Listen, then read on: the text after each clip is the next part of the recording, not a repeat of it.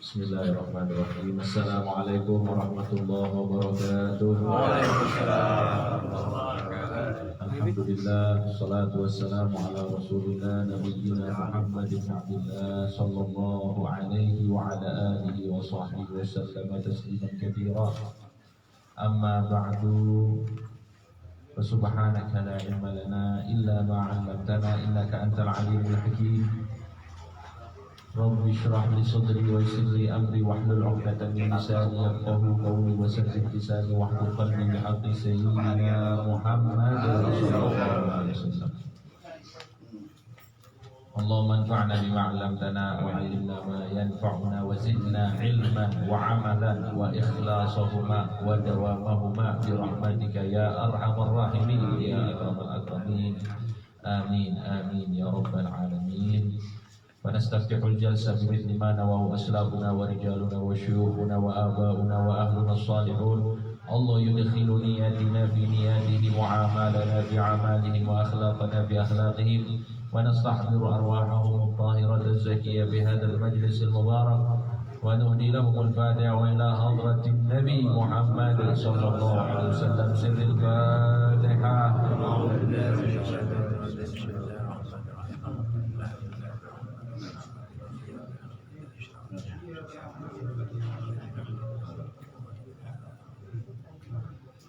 Bismillahirrahmanirrahim. Nawaitu ta'alluma wa ta'lim wa tadhakkura wa tadhkir wa nafa wal intifa wal ibadata wal istifada wal hadd ala tamassuki bi kitabillahi wa sunnati rasulih sallallahu alaihi wasallam wa du'a ila al-huda wa dalalata ala al-khair ibtigha'a wajhi Allahi wa mardatihi wa qurbihi wa thawabihi billahi subhanahu wa ta'ala. Hadirin yang saya muliakan, yang sama-sama kita hormati Sahibul Hajah pada sore hari ini, keluarga dari Mas Uwais Al-Qarni yang pada kesempatan ini melaksanakan tasyakuran dalam rangka lulus sekolah dan masuk kuliah. Alhamdulillah, mudah-mudahan diberikan kelancaran, dijadikan orang yang bermanfaat untuk orang tua dan untuk agama dan untuk seluruh umatnya Nabi Muhammad SAW.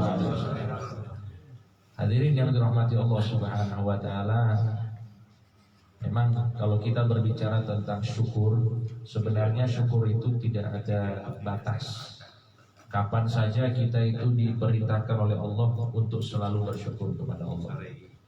Akan tetapi kalau misalnya ada nikmatul jadidah, nikmat yang terbaru, nikmat yang terupdate, maka di situ juga kita dianjurkan untuk melangsungkan kesyukuran yang lebih daripada syukur kita yang biasanya. Seperti kita misalnya mendapatkan sesuatu ataupun menghasilkan sesuatu ataupun menggapai cita-cita kita, maka di situ kita dianjurkan untuk bersyukur. Dan salah satu cara yang paling mudah yaitu dengan banyak-banyak mengucapkan alhamdulillahirabbil alamin. Dan Kanjeng Nabi Muhammad SAW telah menyebutkan di dalam sebuah hadis, afdhalud du'a alhamdulillahirabbil alamin. Sebaik-baik doa itu adalah mengucapkan alhamdulillahirabbil alamin. Dan kalau misalnya kita ingin melakukan sesuatu yang lebih daripada itu, maka dianjurkan kita untuk melangsungkan sebuah sujud yang kita kenal dengan sujud syukur. Maka sujud syukur itu kenapa ada? Karena kita mendapatkan kenikmatan yang baru. Bukan kenikmatan yang istilahnya yang selalu kita dapatkan seperti nikmat sehat, nikmat afiat, itu nikmat yang sudah seharusnya kita selalu syukuri. Akan tetapi ketika kita diberikan nikmat yang baru oleh Allah, maka di situ kita dianjurkan untuk memperbanyak syukur kepada Allah, termasuk dengan cara sujud syukur.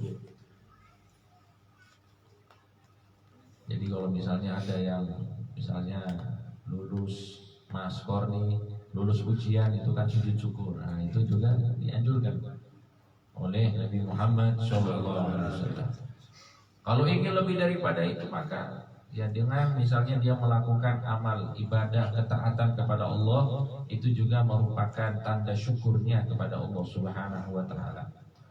Hadirin yang dirahmati Allah, jadi insya Allah kita selalu dimudahkan untuk menjadi hamba-hamba Allah yang selalu bersyukur kepada Allah Subhanahu wa taala. Karena orang apabila dimudahkan untuk bersyukur, pasti hidupnya itu akan menjadi kehidupan yang membahagiakan. Orang itu kalau dia sering sumpah tidak tahu syukur, maka dia tidak akan mendapatkan kebahagiaan. Jangankan di dunia, jangankan di akhirat, dimanapun dia tidak akan mendapatkan kebahagiaan tersebut. Maka di sini kita belajar bersama bahwa bersyukur kepada Allah Subhanahu wa taala ini merupakan juga sebuah kenikmatan yang Allah berikan kepada kita. Sehingga para ulama berkata, asyukru ala ni'matin ni'matun tahtaju ila syukrin akhar. Bersyukur terhadap sebuah kenikmatan itu adalah kenikmatan yang membutuhkan kesyukuran yang lain. Jadi misalnya kita dapat nikmat ini pada sore hari ini, saya dapat ini punya saya atau punya siapa ini?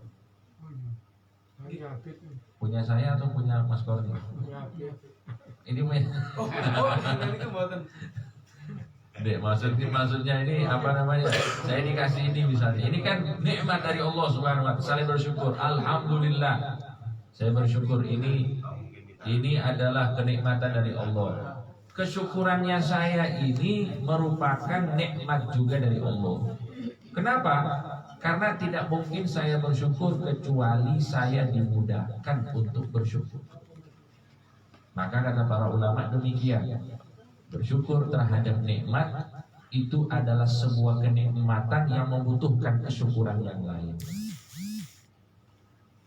Maka Nabi Daud alaihissalam itu curhat sama Allah Subhanahu wa taala. Ya Allah, kalau misalnya demikian, terus bagaimana kita ini bisa menjadi hamba yang bersyukur? Engkau memberikan nikmat, aku bersyukur, tapi syukurnya aku ini adalah nikmat sehingga aku harus bersyukur lagi. Ini sampai kapan akan berhenti ini? Syukur. Kita bersyukur itu nikmat, syukur lagi. Syukur itu nikmat, syukur lagi. Sampai kapan? Maka kata Allah Subhanahu wa taala di dalam firman-Nya kepada Nabi Daud alaihissalam, "Idza arafta dzalika faqad syakarta." Kalau engkau sudah memahami hakikat syukur tersebut, maka disitulah engkau telah menjadi hamba yang bersyukur. Jadi kita itu maksudnya apa? Ketika kita dapat nikmat kita bersyukur, kita harus ingat bahwa bisanya kita bersyukur itu karena Allah Subhanahu wa taala. Di situ kita akan menjadi hamba yang bersyukur kepada Allah. Allahumma ja'alna min ibadika syakirin. Amin. Amin. Hadirin yang dirahmati Allah Subhanahu wa taala, kita lanjutkan. Ini tabarukan beberapa waktu yang akan datang ini kita gunakan untuk membaca sedikit hikmah-hikmah para salafun saleh. Di sini disebutkan oleh Al-Habib Zaid bin Ibrahim bin Smith hafizahullah taala wa nafa'ana bihi wa bi 'ulumihi wa bi 'ulumi sa'il salihin fid dharain amin. Qala Yahya ibn Mu'ad rahimahullah, berkata Yahya bin Mu'ad, idza dzarraka abna'ud dunya aw madahuka fasrif dzalikal khurafati likaunihim matmusil basair.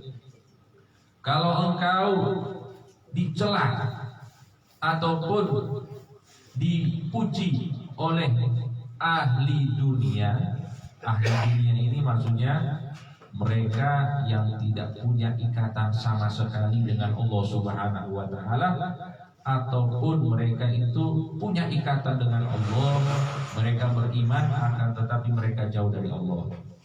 Mereka mendahulukan dunianya melebihi kewajiban mereka kepada Allah Subhanahu wa taala. Kalau misalnya mereka ini mencelamu ataupun memujimu, maka jangan pedulikan celaan dan pujian tersebut.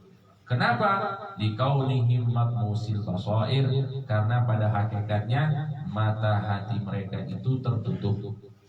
Memang mata penglihatannya itu berfungsi, tapi mata hatinya itu mati, buta.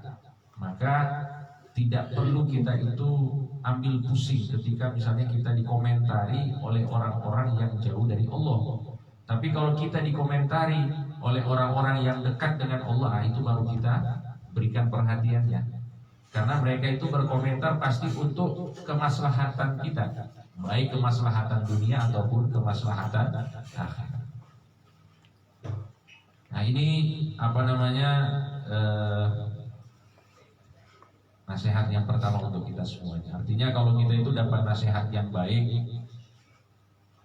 ataupun dapat pujian, ataupun dapat celaan dari orang-orang yang dekat dengan Allah, nah itu baru kita dengar.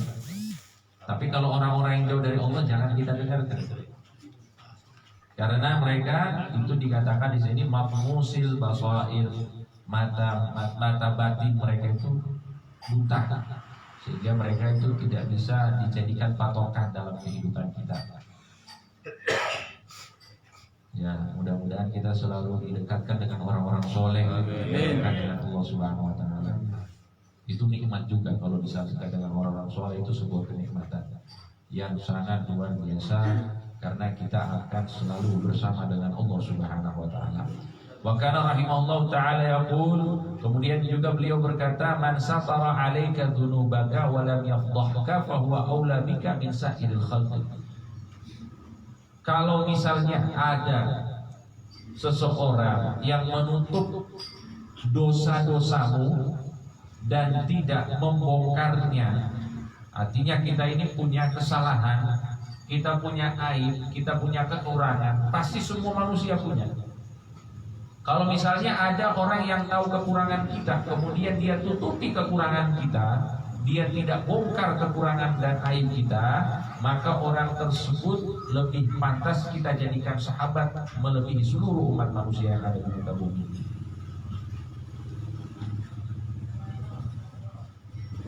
Jadi kita, teman yang baik itu ya ini. Teman yang baik itu ketika kita ada salah ditutupi, tidak dibongkar, karena itu merupakan aib. Dan teman seperti inilah yang harus kita cari dalam kehidupan dunia ini. Kemudian dikatakan fa innaka tudnibu alfa dhanbin, dan ketahuilah bahwa kamu itu melakukan dosa sampai ribuan kali fima bainaka wa bainallah, yang mana dosamu ini berkaitan dengan dosamu kepada Allah Subhanahu wa taala, fayasturuha alaik. Tapi subhanallah, dosa-dosamu itu ditutupi oleh Allah Subhanahu wa taala. Jadi kalau bisa kita simpulkan, teman sejati itu siapa? Teman sejati artinya teman yang sempurna, tidak punya kesalahan kita ditutup. Itu siapa? Kalau kita baca di sini, maka jawabannya adalah Allah Subhanahu wa taala.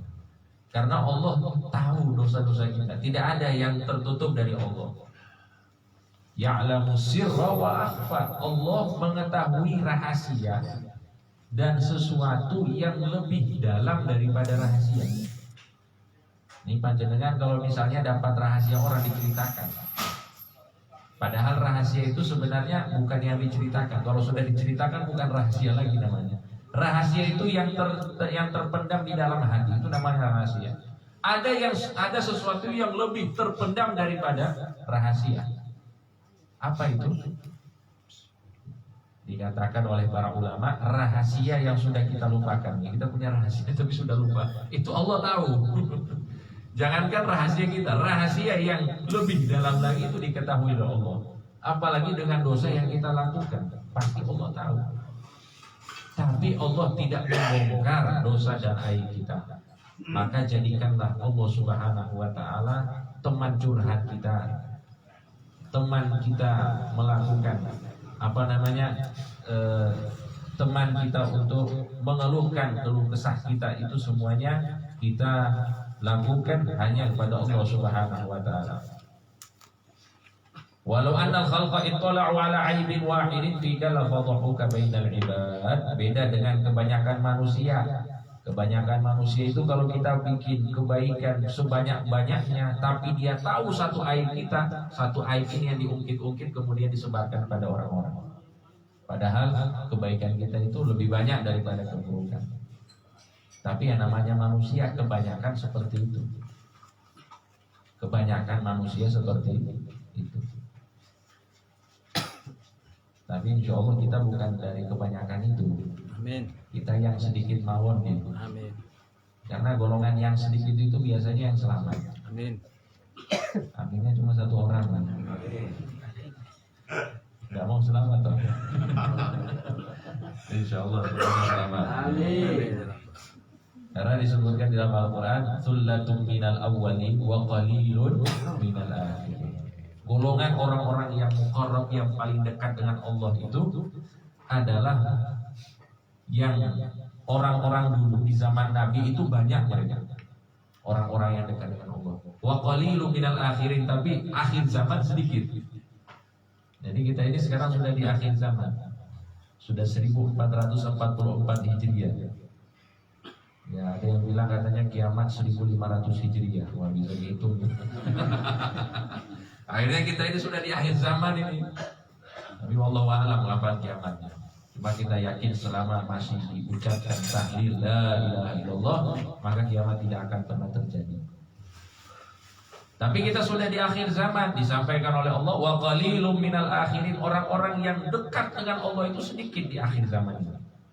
Maka insya Allah kita termasuk golongan yang sedikit tersebut. Amin. Amin. Ya Allah. Hadirin yang dirahmati Allah, wa minha idza kana al-qaribu aduwan fa huwal ba'id. Kalau misalnya ada keluarga, tapi keluarga itu musuh kita. Ada keluarga dekat, kerabat kita, musuh kita, fa huwal ba'id, pada hakikatnya dia itu orang jauh, bukan keluarga. Meskipun dari dalam hubungan nasab, dalam hubungan kekerabatan dia dekat, tapi pada hakikatnya dia jauh. Karena apa? Karena dia musuh. Wa idzal kana al-ba'idu, sebaliknya kalau ada orang jauh, tidak punya hubungan darah, tidak punya kekerabatan, nasab dan lain sebagainya, wadudan, tapi dia itu orang yang kita cintai, fahuwal qarib, maka dialah hakikat saudara kita. Jadi saudara itu sebenarnya memang dari nasab penting, tapi pada hakikatnya itu terbangun dari rasa. Jadi kita itu harus berusaha untuk mencintai siapapun, kaum muslimin, apalagi keluarga kita. Karena apa? Karena kewajiban-kewajiban keluarga atas kita itu banyak, melebihi kaum muslimin yang lainnya. Jadi kalau misalnya begini, saya ambil contoh. Panjenengan mau sodakoh yang paling afdol itu diberikan kepada siapa?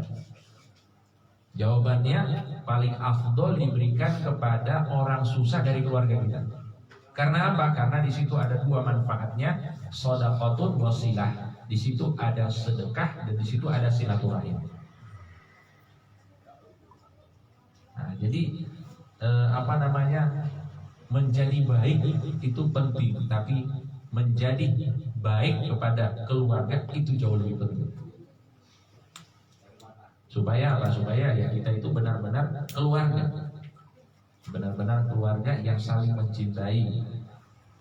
Sebab nanti di akhirat semua itu akan saling membenci kecuali mereka yang saling mencintai di dunia karena Allah Subhanahu wa taala. Al-akhillau yawma idzin ba'duhum li ba'din aduwwun illal muttaqin. Allahumma ij'alna minal muttaqin. Mudah-mudahan kita termasuk golongan muttaqin, orang-orang yang bertakwa kepada Allah Subhanahu wa taala, mencintai satu sama lain karena Allah Subhanahu wa taala. Ini jujur, saya ini cinta panjenengan semuanya karena Allah Subhanahu wa taala. Ya, mugi-mugi cintanya apa? Pak Arsyad ya, Pak. Baru kelihatan ya. Selalu ala Nabi Muhammad.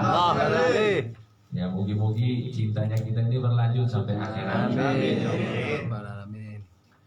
Hadirin yang dirahmati Allah Subhanahu wa taala, idza jama'tal mal fa anta wakil. Nah, ini.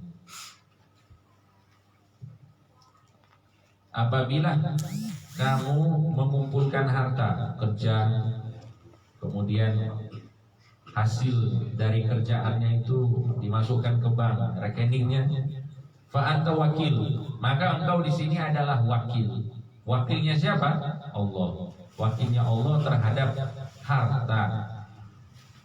Fa idza a'taitahu fa anta rasul. Dan apabila harta yang kamu peroleh tersebut kamu berikan kepada orang yang membutuhkan, fa anta rasul, maka engkau adalah rasul. Rasul itu perantara, pembawa pesan. Ya, rasul bukan rasul nabi ya, bukan ya. Rasul itu maksudnya di sini adalah pembawa amanat. Gojek lagi. Ini bawakan ke sana, itu namanya rasul. Utusan yang membawa amanat. Jadi kalau kita itu katanya, kalau kita mendapatkan harta, kita mengumpulkan harta dari hasil kerja kita, kita adalah wakil. Kita adalah orang yang diamanati oleh Allah Subhanahu wa taala harta di muka bumi. Tapi kalau kita sudah berikan harta tersebut, maka kita adalah rasul, kita adalah perantara, penyalur harta yang diberikan oleh Allah Subhanahu wa taala. Fal wakilu la yakhun, maka orang yang diamanati oleh Allah itu tidak berkhianat. War rasulu la yamun, dan perantara itu tidak mengungkit-ungkit. Paham ya? Jadi maksudnya begini, kita itu kalau dapat harta, ingat harta ini bukan milik kita. Harta yang kita miliki meskipun dari hasil jeripaya kita, ingat bahwa kita ini hanya diamanati oleh Allah. Dan orang yang diamanati itu tidak berhak untuk berkhianat. Namanya amanat itu harus dijaga. Itu yang pertama. Dan apabila kita itu sudah memberikan harta tersebut kepada orang lain, maka kita adalah perantara, penyalur dari harta yang Allah berikan. Dan namanya penyalur, dia itu bukan yang memiliki, dia hanya apa? Distributor. Distributor itu tidak layak untuk mengungkit-ungkit. Uang barangnya bukan dia punya, yang punya siapa?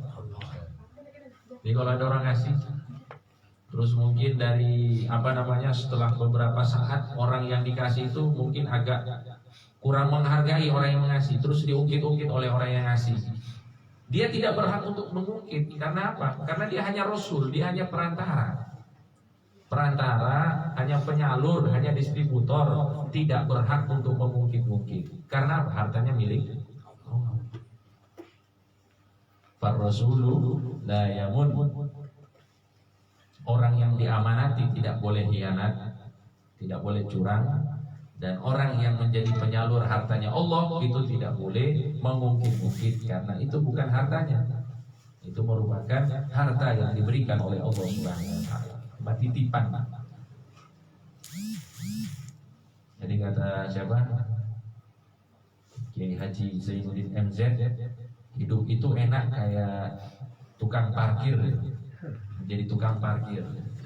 Tukang parkir itu konsep hidupnya enak, punya banyak kendaraan. Kalau dia misalnya parkir motornya banyak, tapi tidak sombong. Dia jaga amanatnya dengan baik, dan dia tidak merasa memiliki yang ada di situ. Motor-motornya itu ya, dianggap itu hanya titipan. Ya begitu juga sebenarnya hidup di dunia. Kita harus istilahnya sedikit belajar dari tukang parkir itu. Bagaimana kita itu mendapatkan bagian dari dunia ini yang diberikan oleh Allah. Kita merasa bahwa ini hanyalah titipan yang kapan saja itu bisa diambil oleh Allah Subhanahu wa taala. Dan kita tidak punya hak dalam hal ini. Hadirin yang dirahmati Allah Subhanahu wa taala, ini sudah mau maghrib. Ini saya tutup dengan ini. Wa minha qaulu Abi Muawiyah al-Aswad. Nah, termasuk yang disampaikan di sini perkataan Abu Muawiyah al-Aswad rahimahullah, man talaba minallahil khaira, barang siapa yang meminta kebaikan dari Allah. Kebaikan itu kebaikan dunia dan kebaikan akhirat. Pasti panjenengan punya banyak hajat yang diminta dari Allah Subhanahu wa taala. Banyak atau sedikit hajatnya? Banyak ya. Nah, di sini dikasih resepnya. Gimana kita itu bisa mendapatkan banyak kebaikan dari Allah? Dikatakan man talaba minallahil khaira al-jazil. Siapa yang meminta dari Allah Subhanahu wa taala kebaikan yang banyak, yang besar, fala yanamil laila wala yaqil, maka tidak boleh tidur malam dan tidak boleh tidur siang.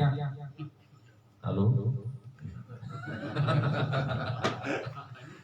Nah, ini apa namanya ya, kalau kita ingin pemberian yang banyak dari Allah, kata beliau, fala yanamil laila wala yaqil, jangan tidur malam dan jangan tidur siang. Artinya jangan tidur, banyak-banyak ibadah sama Allah, baru insya Allah dapat yang banyak. Tapi kalau ibadahnya sedikit, permintaannya banyak, ya ini tidak seimbang jadinya. Jadi kita itu kalau ingin banyak dari Allah, kita juga harus melakukan banyak untuk Allah Subhanahu wa taala. Yang mana ibadah kita ini sebenarnya bukan untuk Allah, untuk kita sendiri. Ya ibaratnya ada bos itu suruh bangun rumah sama kontraktor. Terus kata bos ini, saya dibangunkan rumah, ukurannya sudah digambarkan seperti ini. Kemudian dikerjakan oleh kontraktor itu dalam kurun waktu 4 bulan, padahal penyelesaiannya itu biasanya 6 bulan. Itu biasanya apa? Kejar waktu. Di sini ada yang kontraktor, tidak ada ya. Yang punya rumah kontraktor ya. Jadi misalnya 6 bulan, tapi dikerjakan 4 bulan, karena mengejar waktu, borongan lah istilahnya. Setelah dikerjakan itu, kira-kira hasilnya bagus atau tidak? Halo? Kurang bagus gitu. Seharusnya 6 bulan tapi dikerjakan 4 bulan. Pasti ada kekurangan sana sini. Maka setelah rumah itu jadi, dikasih kuncinya sama bos. Bos terima kunci, kemudian bos bilang, ini kuncinya saya berikan kepada kamu karena memang saya niatkan rumah ini untuk kamu. Kira-kira kontraktornya menyesal atau tidak? Nyesal tidak? Menyesal, harusnya nyesal. Karena apa? Kalau misalnya pada akhirnya ini akan diberikan kepada saya, pasti saya bikin yang bagus. Nah, gitu juga kita dalam ibadah. Kita itu seakan-akan ibadah untuk Allah, padahal itu Allah nanti kasih lagi ke kita. Nah, maka perbaikilah ibadah kita kepada Allah Subhanahu wa taala, bangun kembali hubungan yang baik dengan Allah Subhanahu wa taala dengan kita selalu memperbaiki diri kita semaksimal mungkin, ya sekuat tenaga. Kalau misalnya tidak bisa begadang malam, tidak bisa untuk tidak tidur di siang hari, tidak bisa ibadah non-stop, ya minimal kita berusaha untuk maksimal beribadah kepada Allah Subhanahu wa taala. Dan ini pesan, kalau kita ingin banyak pemberiannya dari Allah. Di sini tipsnya jangan tidur malam dan jangan tidur siang ya. Kalau kita ya semampunya aja. Bisa seperti ini, alhamdulillah. Tidak bisa seperti ini, wasyukurulillah. Yang penting terus ibadah. Yang penting terus ibadah kepada Allah. Ini satu. Ada namanya Habib Abdurrahman As-Segaf. Habib Abdurrahman As-Segaf itu 30 tahun tidak tidur siang dan tidak tidur malam. Berarti bisa ya ada orang seperti itu ada. Tapi ya makom kita terlalu jauh untuk itu. Kita tidak tidur malam ya sakit 3 hari. Allahumma sholli ala Muhammad. Ini saja yang bisa saya sampaikan. Insyaallah yang sedikit ini ada manfaat untuk kita semuanya. Kita tutup dengan sama-sama membaca surat Al-Fatihah. Mudah-mudahan kita selalu dinaungi dengan rahmat Allah. Dosa-dosa kita diampuni oleh Allah Subhanahu wa taala, dan mudah-mudahan kita yang hidup di dunia ini dimudahkan oleh Allah untuk selalu dekat dengan orang-orang soleh, untuk selalu mudah melakukan amal-amal soleh, dan mudah-mudahan kita diberikan keistiqomahan dan ikhlasan oleh Allah Subhanahu wa taala, meninggal dalam keadaan husnul khatimah, mendapatkan syafaat kanjeng Nabi Muhammad sallallahu alaihi wasallam, masuk ke dalam surganya Allah bi ghairi azab wala hisab wala iqab bihaqqi sayyidina Muhammad sallallahu alaihi wasallam. Al-Fatihah. A'udzu billahi minasyaitonir rajim. Bismillahirrahmanirrahim. Alhamdulillahirabbil alamin arrahmanir rahim maliki yaumiddin. Iyyaka na'budu wa iyyaka nasta'in ihdinas siratal mustaqim siratal ladzina an'amta 'alaihim ghairil maghdubi 'alaihim waladdallin. Amin. Allahumma salli wa sallim ala sayyidina Muhammadin billahi bab rahmatillah adada ma fi ilmillah salatan wa salaman daimain bi dawami mulkillah wa ala alihi wa sahbihi. Allahumma ij'alni mu'alika farhi wa sururi wa bi mardadika jami'a umuri. Allahumma ya alim bi halati wa mutali' ala sarairi wa niyati اغفر جميع حاجاتي واغفر ذنوبي وسيئاتي وتجاوز عن خطيئاتي وزلاتي وتقبل جميع حسناتي وسامحني فيما مضى وما يأتي واكتبني في ديوان ساداتي واسلك في سبيل نجاتي في حياتي ومماتي. اللهم إني طامع في عطاك راغب في رضاك مستسلم لقضاك فاكتبني من أولياء واسلك في سبيل هداك والحقني بأصفياء. وصلى الله على سيدنا محمد وعلى آله وصحبه وسلم والحمد لله رب العالمين. سبحانك اللهم وبحمدك أشهد أن لا إله إلا أنت أستغفرك وأتوب إليك. InsyaAllah pekan depan di rumahnya Bapak Anton ya.